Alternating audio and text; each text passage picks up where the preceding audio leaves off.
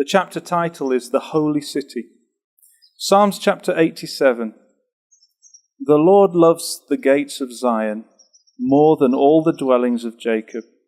Glorious things are spoken of you, O city of God, Selah. And of Zion it shall be said, this and that man was born in her, and the highest himself shall establish her. Psalms chapter 137, 5-6 says, If I forget you, O Jerusalem, let my right hand forget her cunning. If I do not remember you, let my tongue cleave to the roof of my mouth. If I prefer not Jerusalem above my chief joy. In the wilderness, God dwelt in the tabernacle, a tent that he asked Israel to make for him. He dwelt within the veil that separated the holy place from the holiest of holies. This tent moved around wherever the children of Israel traveled. The Ark of the Covenant, a wooden box with a lid, all covered in gold, held the marriage conditions that God had made with them. It was kept behind the veil where God dwelt. God wanted them to remember his covenant and fear to break it.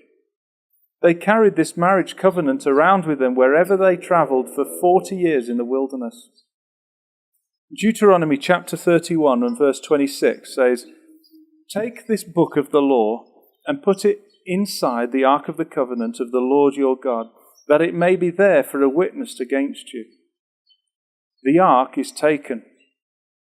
When the children of Israel entered the promised land, Canaan, they began to take over the cities and dwell in them. The Ark of the Covenant was placed in the city of Shiloh, a featureless and secluded spot in Ephraim. It stayed there until they brought it out, hoping it would save them from the Philistines. This was the time in Israel's history when God spoke to his people through his prophets. Samuel was one of them whilst they were backslidden, and the ark of God was captured by the Philistines. They took it out of Israel as a trophy and placed it in the house of their god, Dagon. 1 Samuel chapter 4, 4-11 says, And the Philistines fought, and Israel was smitten, and they fled every man into his tent, and there was a very great slaughter. For there fell of Israel 30,000 footmen, and the ark of God was taken. God had been training David, the shepherd boy, from his birth, and when he came to his teenage years, God trained him further by allowing Saul, the king of the flesh, to persecute him, until one day he became king of Israel, and God established him. 2 Samuel 5, 1-2 says, So all the elders of Israel came to the king to Hebron, and King David made a league with them in Hebron before the Lord, and they anointed David king over Israel. God always loved Jerusalem. As soon as David was anointed king, God began to prepare a permanent place for himself to dwell. He put it in the heart of David to take the stronghold of the Jebusites. This fort had resisted the advances of the children of Israel from the time of Joshua until the present time. The fort of the Jebusites was one of the two mountains that Jerusalem was built on, Zion and Moriah. Zion was destined by God to become the royal city of David, and Moriah was to be the place where the temple would be built. Therefore, it was not by chance that the children of Israel could not take this fort before David had been established as king. Although the children of Israel had captured and owned Jerusalem, this last bastion of the Jebusites had held out for hundreds of years until this time. God wanted David to capture it and make it his own.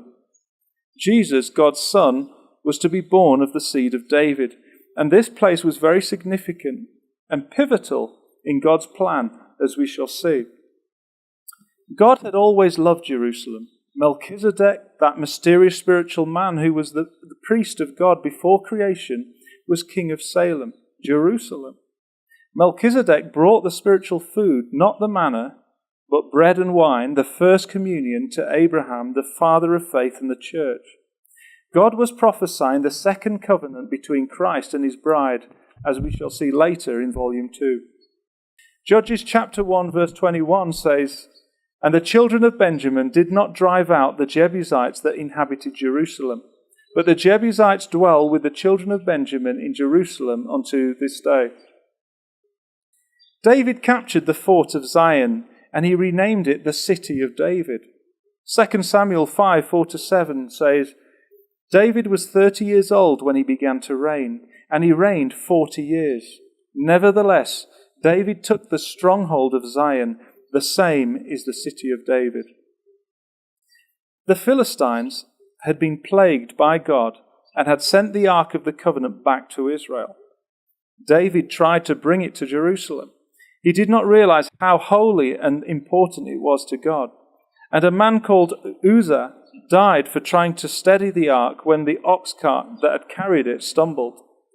David was fearful and left it with a man called Obed-Edom, but later brought it not only to Jerusalem, but placed it in the City of David, Zion.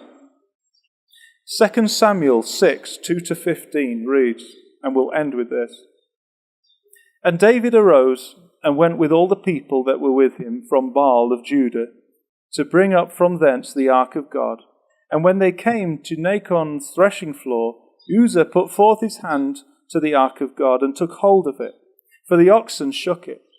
And the anger of the Lord was kindled against Uzzah, and God smote him there for his error. And there he died by the ark of God. And David was afraid of the Lord that day, and said, How shall the ark of the Lord come to me?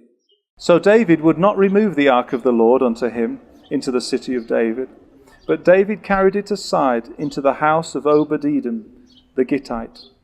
And it was told King David, saying, The Lord has blessed the house of Obed-Edom, and all that pertaineth unto him, because of the ark of God. So David went and brought up the ark of God from the house of Obed-Edom into the City of David with gladness. So David and all the house of Israel brought up the ark of the Lord with shouting and with the sound of trumpet.